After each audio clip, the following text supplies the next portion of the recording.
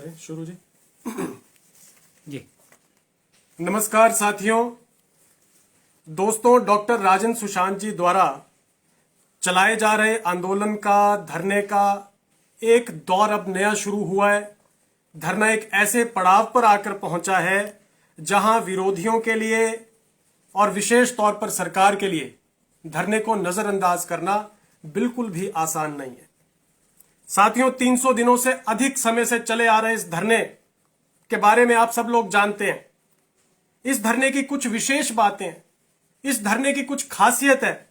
Number 1, इस धरने की खासियत है कि यह आंदोलन बिना किसी फंडिंग के, बिना किसी प्रायोजित संस्था के द्वारा फंडिंग के, ना किसी एनजीओ ने इसको फंड किया है, ना किसी संस्था ने इसको फंड किया है, ना ही किसी राजनीतिक पार्टी के द्वारा फंडेड ये आंदोलन है। ये आंदोलन पूरे तरीके से डॉक्टर राजन सुशांत जी और आंदोलनकारियों की खून पसीने की कमाई से चलने वाला आंदोलन है।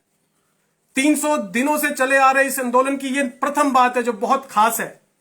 दूसरी बात इस आंदोलन की जो खास है, जो आज मैं दोहराना चाहता हूं, आप सबके सामने ये बात रखना बहुत आवश्यक है कि यह धरना कोई क्रमिक धरना नहीं है। यह धरना कोई ऐसा धरना नहीं है कि जो चेन में चल रहा है, आज कुछ लोग बैठे हैं, कल कुछ लोग बैठेंगे। साथियों, आप सब लोग जो मुझे सुन रहे हैं, आपको जान के आश्चर्य होगा, आपको पीड़ा भी होगी। 67 साल की उम्र में 67 years old doctor Rajan Sushant जी लगातार पिछले 300 दिनों से धरने पर बैठे हैं। इतनी कड़कती ठंड में भी बैठे हैं, और जब से वो धरने पर बैठे हैं उनकी प्रतिबद्धता है, उनका एक दृढ़ संकल्प है। उन्होंने संकल्प लिया है कि जब तक आंदोलन सफल नहीं होता, जब तक ओल्ड पेंशन स्कीम लागू नहीं होती, डॉक्टर राजन सुशांत जी अपने घर भी नहीं आएंगे।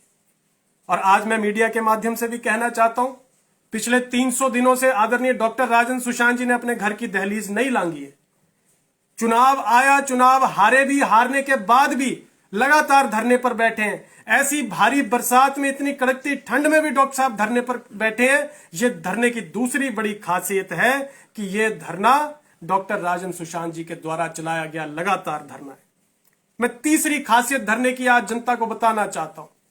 प्रदेश में जितने लोग सुन रहे हैं, फतेहपुर के जितने लोग सुन रहे हैं, हिमाचल प्रदेश के जितने कर्मचारी सुन रहे हैं, साथियों, यह धरना राजनीति और चुनाव से ऊपर उठकर लगाया गया धरना है। यह निस्वार्थ भाव से लगाया गया धरना है।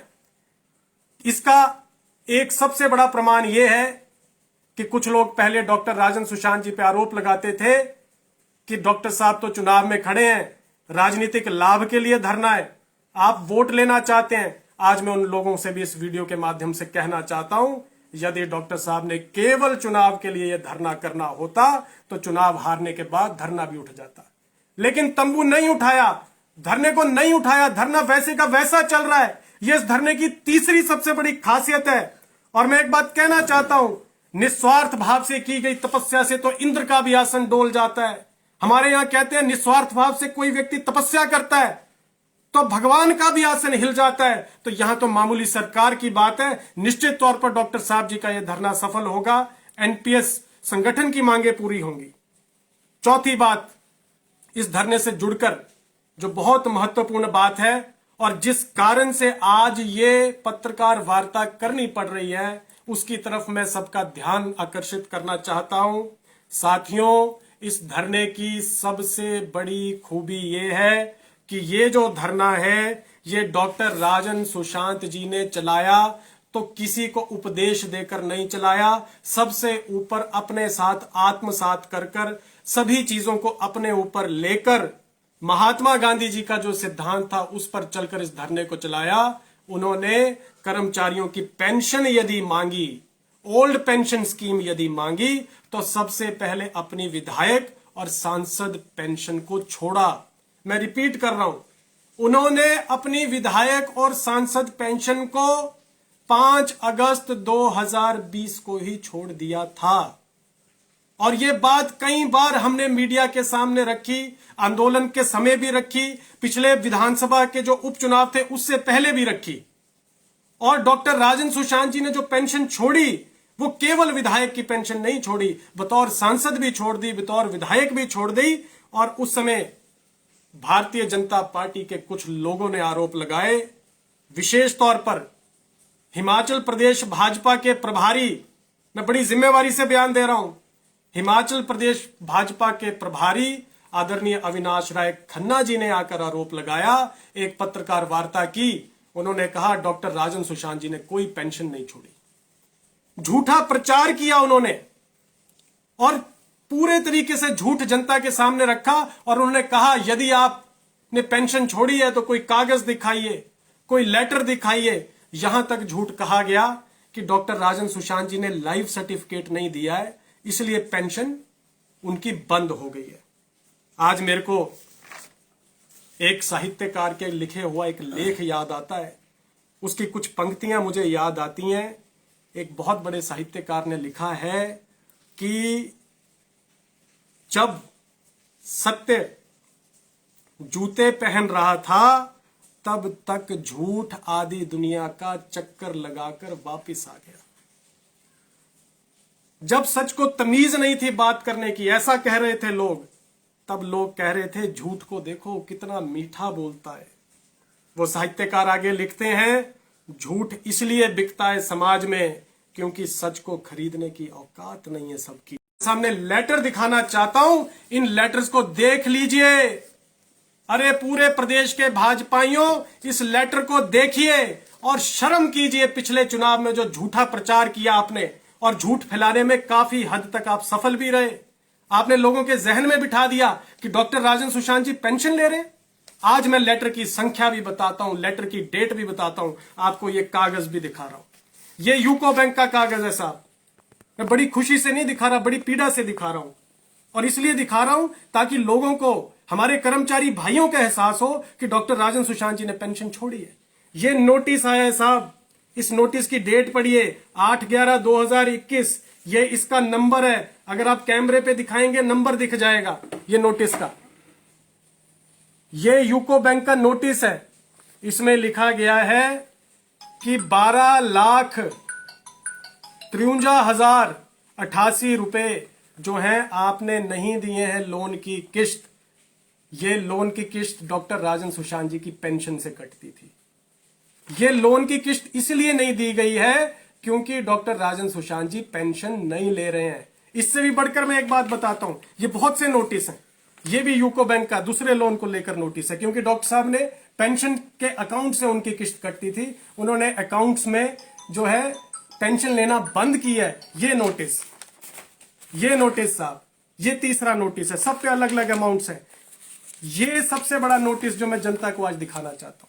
अब देखिए कितनी पवित्रता से डॉक्टर राजन सुशांत जी ने इस धरने को आगे बढ़ाया।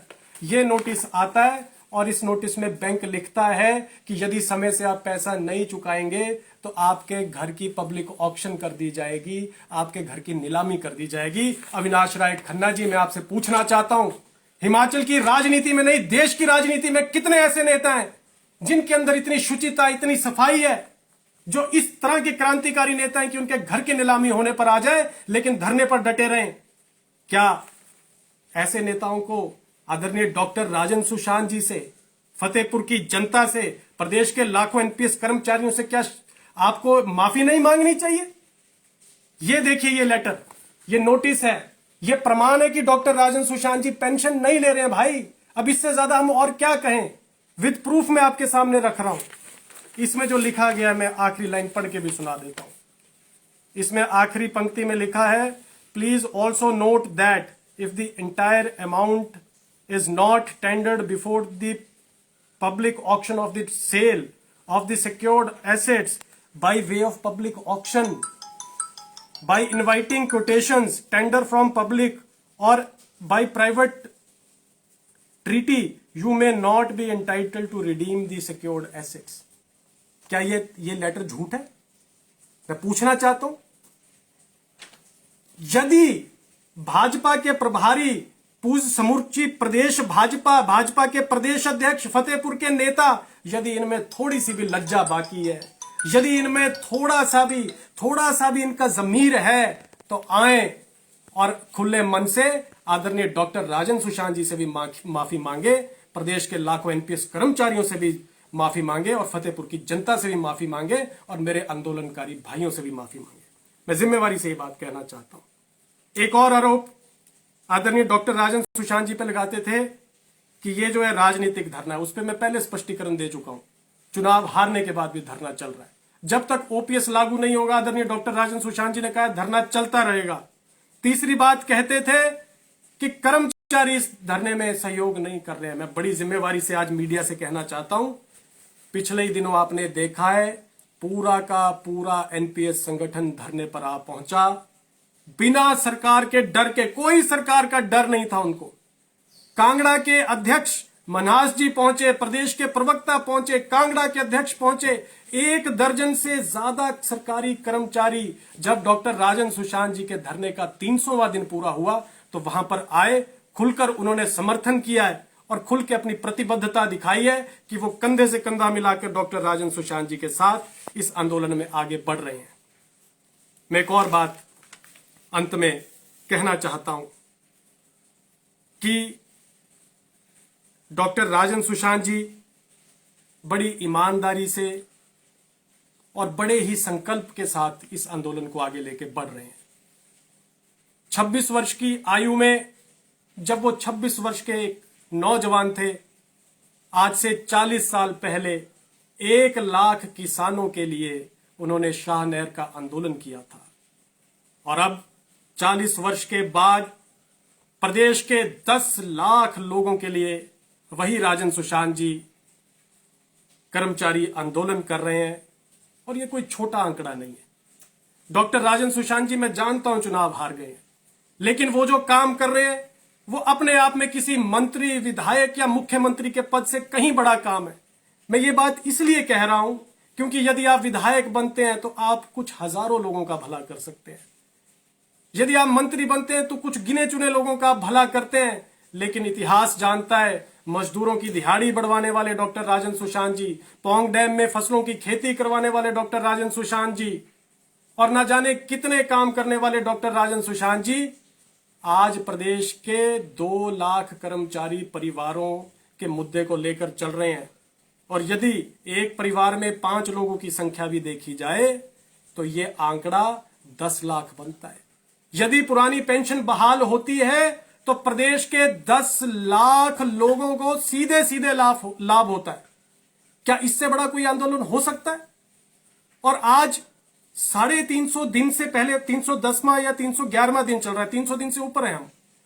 इतना बड़ा आंदोलन इतने लंबे समय से चल रहा है, आज बोलते हुए शर्म आती है। एक इतनी लंबी राजनीति करने वाले राजनेता जिन्होंने 40 वर्ष तक राजनीति की, आज मैं आपके कैमरे पे नाम नहीं लेना चाहता कुछ नेताओं के, जिनको मेरे सामने मेरे पिताजी ने बनाया। अरे साहब, एमएलए का टिकट दिलाया, कईयों को कोई कोई पोस्ट दिलाई, राजनीति में खड़ा किया, गमलों में उगाया। अरे राजनीति का इतना घटिया स्तर मैंने फतेहपुर में इस बार देखा। अरे आप डॉक्टर राजन सुशांत जी का एक बार भी हाल तक पूछने नहीं आए धरने पर। प्रदेश के मुख्यमंत्री जयराम ठाकुर जी एक बार नहीं आए, कोई मंत्री नहीं आया, कोई विधायक नहीं आया। मैं आज प्रदेश की जनता को बताना चाहता हूं, हमारे पास धन बल नहीं है, हम मीडिया को बहुत ज्यादा नहीं मैनेज कर सकते। जो सच्चे ईमानदार पत्रकार हैं वो हमारे साथ चलते हैं। मैं एक बात कहना चाहता हूं, जो जो लोग मेरी बात सुन रहे हैं, डॉक्टर राजन सुशांत जी का हाल जानने आज तक 300 दिन हो गए साहब, 300 दिन से ऊपर। आज तक कोई विधायक, मंत्री, मुख्यमंत्री तो छोड़िए, कोई अधिकारी भी नहीं आया। शर्म आती है बोलते हुए। कोई एसडीएम नहीं आया, कोई अफसर नहीं आया, कोई डीसी नहीं आया। राजनीति अपनी जगह है, धरना अपनी जगह है। क्या इतनी राजनीति का स्तर गिर जाएगा कि आप अपने एक पुराने साथी का हाल तक नहीं पूछेंगे? मुझे अफसोस होता है आज इस बात का, मगर मैं कहना चाहता हूं, इतिहास लिखा जाएगा तो इतिहास में लिखा जाएगा। इतिहास किसी को माफ नहीं करता साहब। इतिहास हम नहीं लिखते, हमारे बाद वाले लोग लिखते हैं। इतिहास किसी को माफ नहीं करता, इतिहास सच लिखता है। इतिहास लिखा जाएगा तो फतेहपुर के इतिहास में लिखा जाएगा कि एक गुदड़ी का लाल पैदा हुआ, एक महाराणा प्रताप फतेहपुर में भी पैदा हुआ, जिसने लगातार धरना देकर, संघर्ष कर सरकार की नींवें हिला दी, जिसने कभी जीवन में सत्य नहीं बोला, लेकिन चंद मान सिंह और चंद जयचंद उस समय भी डॉक्टर राजन सुशांत का विरोध कर रहे थे। यह बात मैं इसलिए कह रहा हूं क्योंकि एक तरफ तो डॉक्टर राजन सुशांत जी इतना बड़ा आंदोलन कर रहे हैं, अपनी पेंशन भी छोड़ चुके हैं, घर की नीलामी तक के नोटिस तक आ गए हैं, और दूसरी ओर कुछ छुट्टे भैये नेता कहते हैं कि डॉक्टर राजन सुशांत जी ने आंदोलन के बहाने फतेहपुर में सरकारी जमीन पे कब्जा कर रखा है। शर्म आती है इन बातों, लोगों की भाषा पर। मुझे समय आएगा इन लोगों को फतेहपुर की जनता भी आईना दिखाएगी, और जो ऊपर बैठी शक्ति है ये भी आपको आईना दिखाएगी। लेकिन आज मैं इस पत्रकार वार्ता के माध्यम से कहना चाहता हूं, डॉक्टर राजन सुशांत जी की तपस्या व्यर्थ नहीं जाएगी, नहीं जाएगी। ओपीएस लागू होकर रहेगा प्रदेश में। और एक और बात कहना चाहता हूं, इतिहास की बात मैं कह रहा था, इतिहास में मुझे महाराणा प्रताप जी का स्मरण आता है। महाराणा प्रताप जी के साथ भी ठीक ऐसी परिस्थितियां खड़ी हुई। जंगल में हम सब जानते हैं, उन्हें घास की रोटियां तक खानी पड़ी। आज जिन महाराणा प्रताप जी की हम पूजा करते हैं, उनके जीवन का एक ऐसा कठिन समय आया, उन्हें जंगल में जाकर शरण लेनी पड़ी। किसी राजपूत वंश के उनके साथियों ने, राजाओं ने उनका समर्थन नहीं किया। उस समय जंगल के भीलों ने डॉक्टर राजन सुशांत, महाराणा प्रताप जी का साथ दिया। भीलों की सेना बनाकर महाराणा प्रताप जी मुगलों के खिलाफ लड़े, और आज राजन सुशांत जी भी उसी पैटर्न पर, उसी मंशा के साथ, उसी संगठन के साथ, उसी शक्ति के साथ डटे हुए हैं। मैं आज बड़ी जिम्मेवारी से कहना चाहता हूं, इतिहास में जरूर आने वाली पीढ़ी अपने बुजुर्गों से, फतेहपुर के लोगों से पूछेगी कि आप बताइए, डॉक्टर राजन सुशांत जी के बारे में हमें कहानी सुनाइए, बताइए। ऐसे नेता के बारे में बताइए जिनका स्वभाव ब्यास पे बनी इस शाहनहर के पानी के जैसा तरल, सरल और सहज था। उन राजन सुशांत जी के बारे में बताइए जिनके इरादे चट्टान जैसे मजबूत थे। तब क्या जवाब देंगे ये फतेहपुर के लोग, तब क्या जवाब देंगे ये विरोधी, तब क्या जवाब देंगे आलोचक कि हमने उस नौजवान का साथ नहीं दिया? क्या हमने उस आंदोलन में डॉक्टर राजन सुशांत का साथ नहीं दिया? सिर्फ इसलिए नहीं दिया क्योंकि वो आदमी सच बोलता था, वो आदमी पक्का था, वो आदमी बिकता नहीं था, इसलिए हम उसके साथ खड़े नहीं हुए? मैं आज फिर से कह रहा हूं, इतिहास माफ नहीं करेगा। डॉक्टर राजन सुशांत जी ने आंदोलन जीते हैं, शाहनहर का जीता है, मजदूरों का जीता है। यकीन मानिए, उस परमपिता परमात्मा की कृपा से ओपीएस भी लागू होगा, लेकिन यह फैसला जनता के ऊपर है कि आप पांडवों की तरफ खड़े होंगे कि कौरवों के गिरोह में शामिल हो जाएंगे।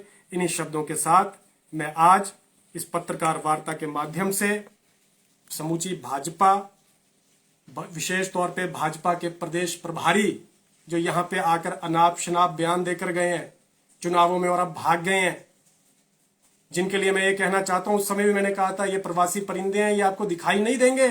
चुनाव के बाद लोग समझे नहीं, लोग खुशामदी में लगे रहे।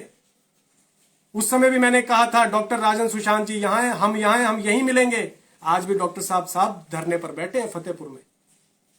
डॉक्टर साहब यही हैं, मगर वो अविनाश राय खन्ना जी कहां हैं जो झूठी बयानबाजी करके गए, आरोप लगाकर गए कि डॉक्टर राजन सुशांत जी पेंशन लेते हैं।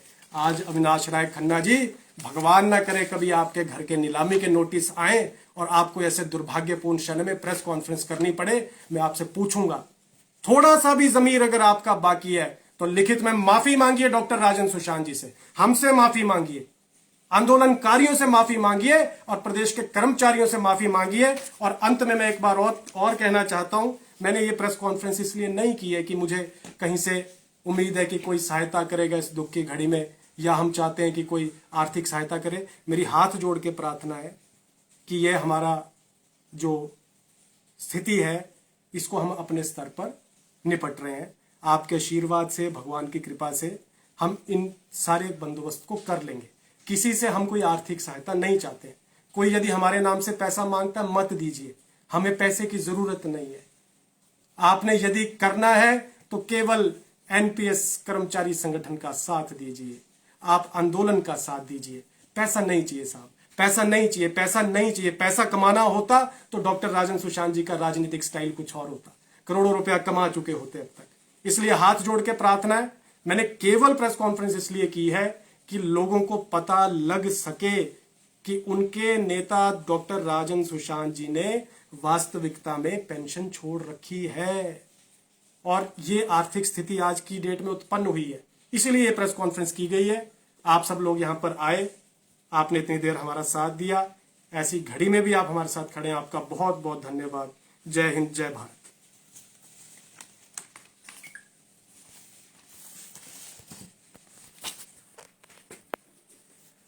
पोस्ट ना